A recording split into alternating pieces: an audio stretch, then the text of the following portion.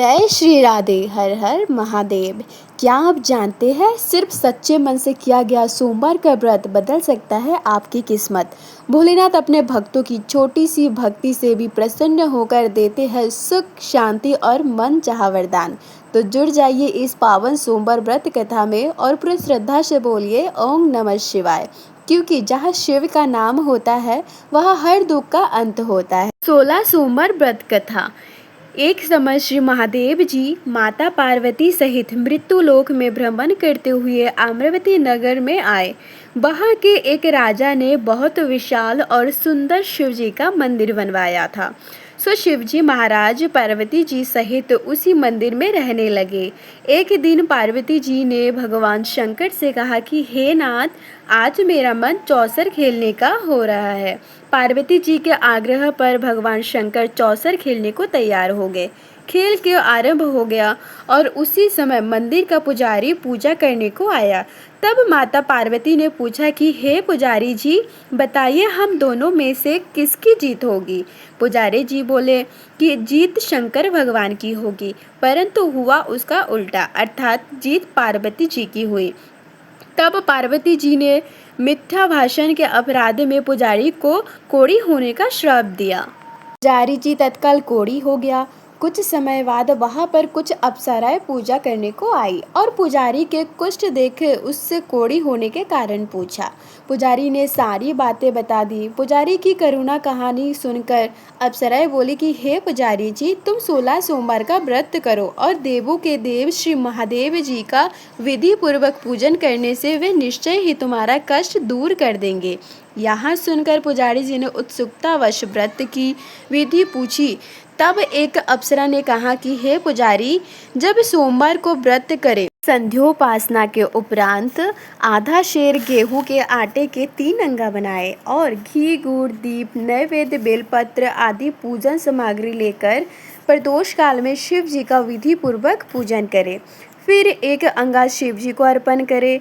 शेष 2 अंग प्रसाद समझकर वितरित करें और स्वयं भी प्रसाद ले। इस विधि से 16 सोमवार व्रत करने के पश्चात 17वें सोमवार को पाव भर गेहूं के आटे की बाटी का चूरमा बनाकर भोग लगाकर बांट दे। फिर सकुटुंब प्रसाद ग्रहण करें।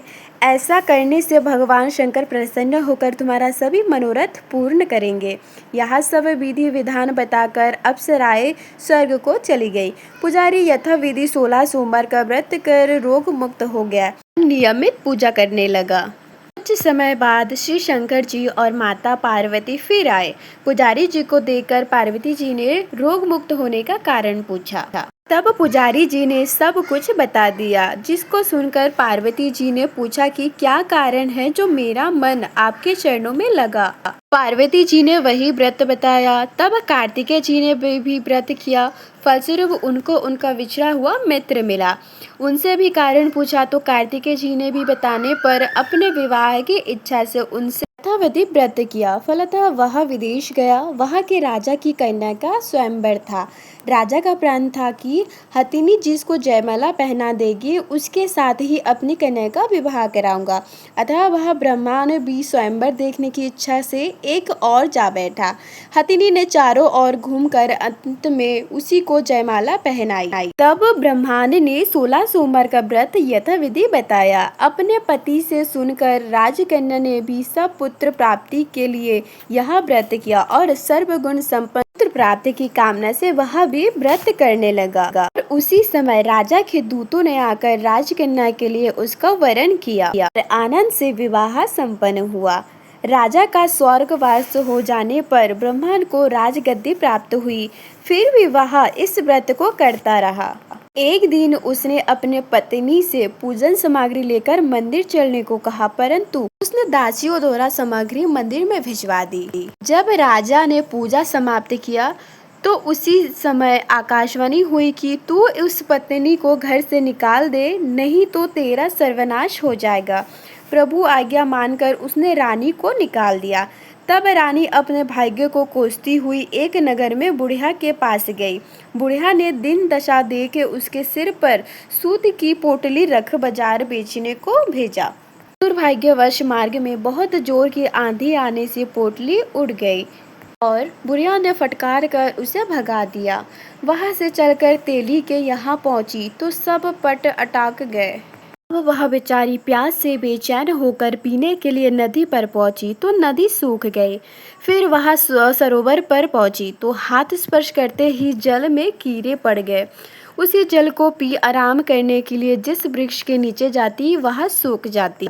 और सरोवर की यह दशा देख ग्वाले ने उसे गुसाई के पास ले गए। इसे देखकर गुसाई जी समझ गए कि यह अबला आपत्ति की मारी हुई है। धैर्य बांधते हुए उन्हें कहा, बेटी, जिस देव के अपराध से तेरी यह दशा हुई, रानी ने बताया कि पति की आज्ञा का उल्लंघन कर मैं महादेव जी के पूजन को मंदिर नहीं गई। रानी की यह बात सुन गोसाई जी ने शिव जी से प्रार्थना करने के बाद उससे कहा कि हे बेटी, तुम 16 सोमवार का व्रत करो। रानी ने विधि पूर्वक व्रत पूर्ण किया। उस व्रत के प्रभाव से राजा को रानी की याद आई और दूतों को उसकी खोज करने भेजा। आश्रम में रानी को देखकर दूतों ने राजा को रानी का पता बताया। राजा ने गोसाई जी से जाकर कहा कि हे महाराज, यह मेरी पत्नी है। शिव जी के रुष्ट होने से मैंने इसका परित्याग किया था। अब शिव जी की कृपा से मैं इसे लेने आया हूँ। कृपा करके इसे मेरे साथ जाने की आज्ञा दीजिए। गोसाई जी ने हर्ष आज्ञा दे दी और राजा रानी नगर में नगर वासियों ने नगर सजाया, बाजे बजवाए, घर घर में मंगलाचार हुए। शिव जी की कृपा से प्रतिवर्ष 16 सोमवार का व्रत कर राजा रानी आनंद से रहने लगे। इस लोक में सुख भोग कर अंत में शिवलोक को प्राप्त हुए। इसी प्रकार जो मनुष्य भक्ति युक्त चिंत में विधि पूर्वक 16 सोमवार का व्रत करता है और कथा को पढ़ता व सुनता है, उसके सब मनोकामना पूरा होती है और इस लोक में सुख पोकर अंत में शिवलोक को प्राप्त होता है। सूत जी कहते हैं कि कलिकाल में यह व्रत सर्व कामनाओं को देने वाला है, इसे तनिक भी संदेह नहीं। सोमवार व्रत कथा। एक समय नैमिषारण्य तीर्थ में 88,000 ऋषि मुनि श्री वेद व्यास जी के शिष्य सूत जी से पूछने लगे कि हे मुनि श्रेष्ठ, इस कलिकाल में समस्त प्राणियों को मनमंचित फल प्रदान करने वाले व्रत की कथा विधि विधान सहित कहिए, जिससे मनुष्य के पाप नष्ट होकर समस्त कामनाओं की सिद्धि प्राप्त होए। और ऋषि और मनुष्यों की इस पवित्र धारणा का स्वागत करते हुए श्री सूत जी बोले कि कामनाओं को सफल करने वाला सोमवार का व्रत विधि सहित वर्णन करता हूँ, ध्यान लगाकर सुनो। सोमवार व्रत का महत्व एवं विधि। सूत जी बोले, सोमवार व्रत साधारण है और दिन के तीसरे पहर तक करना चाहिए। इस व्रत में फलाहार अथवा पारण का कोई विशेष नियम नहीं होता, किंतु दिन में एक ही समय भोजन करना अति आवश्यक है। सोमवार के व्रत में शिव पार्वती का पूजन करके शिवम शिवम हिम्स स्त्रोत का पाठ हो सके तो करना चाहिए। सोमवार का व्रत 3 प्रकार से करना चाहिए। प्रति सोमवार को साधारण, दूसरे सोम प्रदोष और तीसरे 16 सोमवार। इन तीनों की विधि एक ही है। पहले शिव पार्वती की पूजन करना चाहिए, फिर कथा श्रवण करनी चाहिए। इन तीनों की कथा अलग अलग है, जो आगे कहते हैं। प्राचीन काल में एक धनवान सेठ था। इसके यहाँ धन की कोई कमी नहीं थी, परंतु सब कुछ होते हुए भी उसे एक बड़ा भारी दुख संतान न होने का था। पुत्र प्राप्ति की चिंता में हर समय बेचैन रहता था। वह पुत्र प्राप्ति की कामना से प्रति सोमवार को भगवान शंकर का व्रत और पूजन नियम अनुसार करता था और शयन काल को शिव जी के मंदिर में धूप दीप जलाया करता था। उसकी सच्ची श्रद्धा भक्ति देखकर एक समय श्री जगत माता पार्वती ने श्री भगवान भोले भंडारी से अन्य विनती की। साथ ही हाथ जोड़कर कहा कि हे त्रिलोकनाथ, यहाँ सेठ आपका भक्त है, इसलिए आप इस पर कृपा कीजिए और इसकी मनोकामना पूर्ण कीजिए। माता पार्वती जी की यहाँ बात सुनकर देवों के देव श्री महादेव जी बोले कि हे गिरिजा, यह संसार एक कर्म क्षेत्र है। यहाँ प्राणी कर्म करने के ही शरीर धारणा करता है। जैसे किसान खेत में जैसा बीज बोता है वैसा ही उसे फल प्राप्त होता है, ठीक उसी प्रकार संसार में जो जैसा कर्म करता है वो वैसा ही फल पाता है। अपनी अपनी करनी का ही हिसाब प्राण फल भोगते हैं। यह बात सुनकर दयामय श्री पार्वती जी ने फिर अन्य विनय कर कहा कि हे प्रभु, जबकि यहाँ बेचारा रात दिन दृढ़ विश्वास के साथ आपकी भक्ति करता है। तब आप कृपा करके इसके दुख का निवारण कीजिए।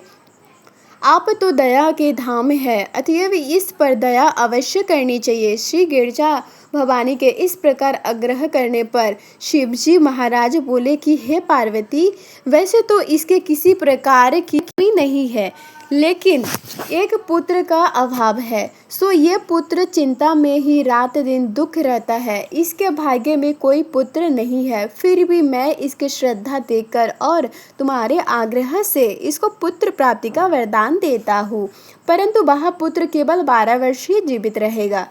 इसके पश्चात वह मृत्यु को प्राप्त हो जाएगा। सो हे पार्वती जी, इससे अधिक मैं इसके लिए और कुछ भी नहीं कर सकता। शिवजी महाराज और पार्वती जी की ये बात वो सेठ पूजा करते समय सुन रहा था। इस बात से उसे ना तो कुछ प्रसन्नता हुई और ना ही कुछ दुख का प्राप्त हुआ।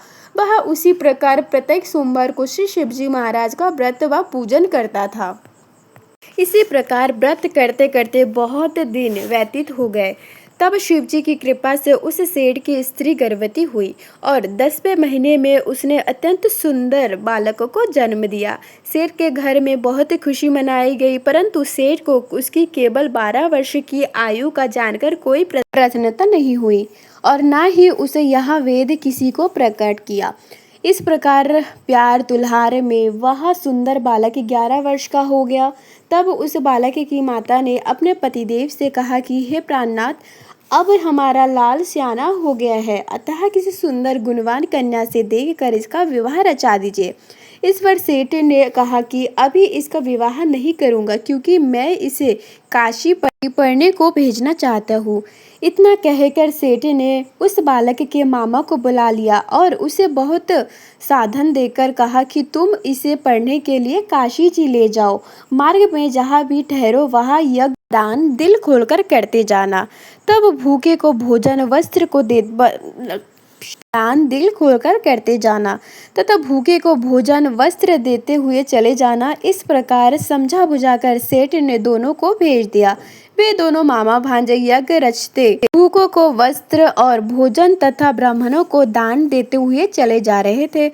चलते चलते मार्ग में एक शहर में रुके। देवयोग से उस नगर के राजा की कन्या का विवाह होने वाला था और राजा बारात लेकर आया था। उसका लड़का एक आंख से काना था।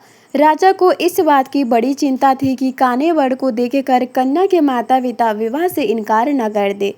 इस कारण वह जब उसने अति सुंदर सेठ के लड़के को देखा तो मन में विचार किया कि क्यों न इस लड़के को दूल्हा बनाकर बारात का ठुकाव कर लिया जाए, किसी प्रकार की बाधा न पड़े। ऐसा विचार करके राजा ने उस लड़के के मामा से प्रार्थना की तो वे दोनों सहमत हो गए। तुरंत सेठ के पुत्र को स्नान आदि कराकर तेल फुलेल मलकर उसे वर के वस्त्र आभूषण पहना दिए। इस प्रकार उसका सौंदर्य और भी अधिक बढ़ गया और उसे घोड़ी पर चढ़ाकर बड़ी धूमधाम से बारात का गुराब कराया। उस सुंदर वर को देखकर स्त्री बहुत प्रसन्न हुई और बड़ी सुंदरता से सब काम हो गया। वर के पिता ने सोचा कि इस समय का काम तो संपन्न गया, परंतु आगे फेरों के वक्त कहीं कोई बाधा न पड़ जाए, इसीलिए विवाह के कार्य भी इस लड़के से करा लिया जाए तो अच्छा है। ऐसा विचार कर वर के पिता ने उस लड़के के मामा से विनयपूर्वक अनुकूल वचन कहे कि आप कृपा करके फेरों और कन्यादान का काम भी करा दे तो आपकी बड़ी कृपा होगी।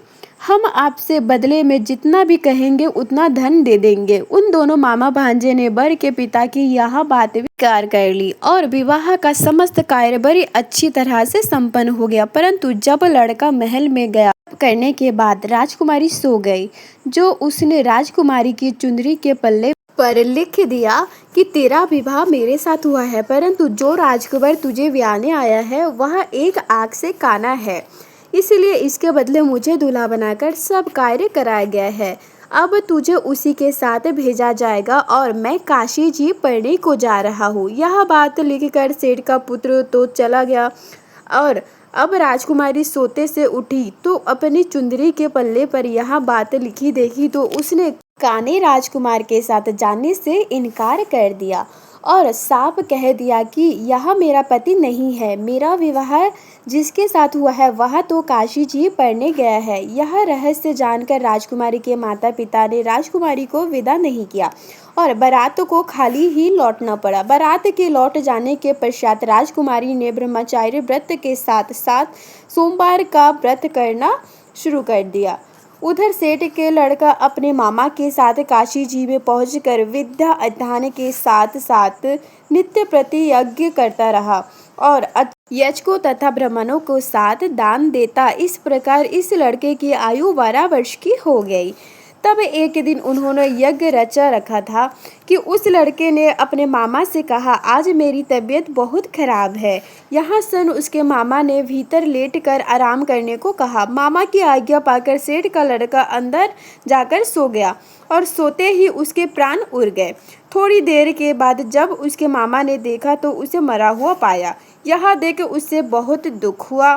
फिर उसने सोचा, यदि इस समय रोना पीटना किया तो यज्ञ अधूरा रह जाएगा। अतः उसने धैर्य धारण कर यज्ञ को संपूर्ण कराया और ब्राह्मणों को दान देकर विदा कर दिया।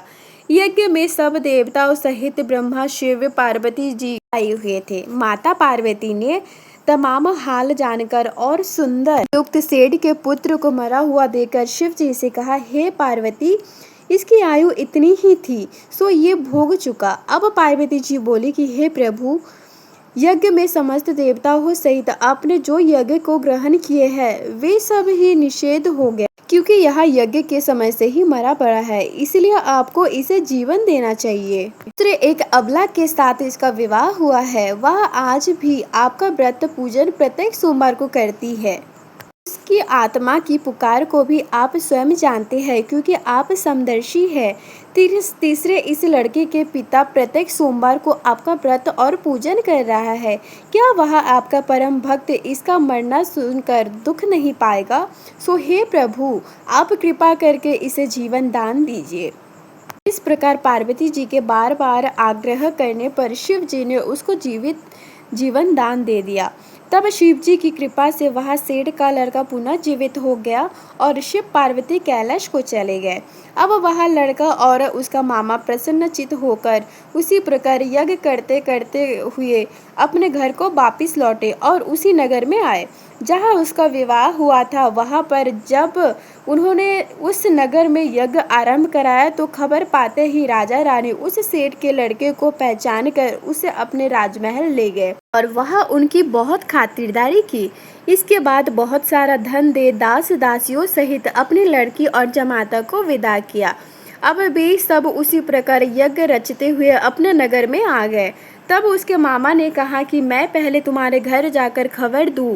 इतना कहकर मामा चल दिया। उस समय उसके माता पिता अपने ऊंचे मकान के छत पर विचार से बैठे हुए थे, यदि हमारा पुत्र सकुशल वापिस लौट आए तो हम भी छत पर से नीचे लौट आएंगे, अन्यथा वहीं से गिरकर अपने प्राणों का अंत कर देंगे। उसी समय लड़के के मामा ने आकर यह समाचार दिया कि आपका पुत्र सकुशल आ गया है, परंतु उसको विश्वास नहीं आ रहा था। लड़के के मामा ने शपथ पूर्वक तमाम बीता हुआ हाल सुनाया और कहा कि आपका पुत्र राजा की लड़की से विवाह करके अनेक दास दासियों सहित राजकुमारी को लेकर आया है।